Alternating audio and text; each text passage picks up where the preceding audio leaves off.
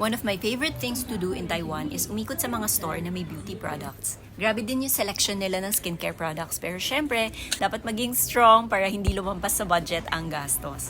Sa totoo lang, I only need a few things like eyeliners, eyebrow pencils, hairspray, band-aids, ganun. Pero ang saya tumingin. Wow, vitamin C makeup remover. Kailangan ko ba to? Ay, wag muna. Meron pa naman akong makeup remover sa bahay. Uy, mga masks! Masks are a good way to make sure na mas pumasok yung skincare products sa balat mo. Ang daming klase nakakalula. Kaya mas maganda magtanong muna sa trusted na skin doctor bago bumili. Ang cute pa nito, nagtatanong pa ng how are you. Nako!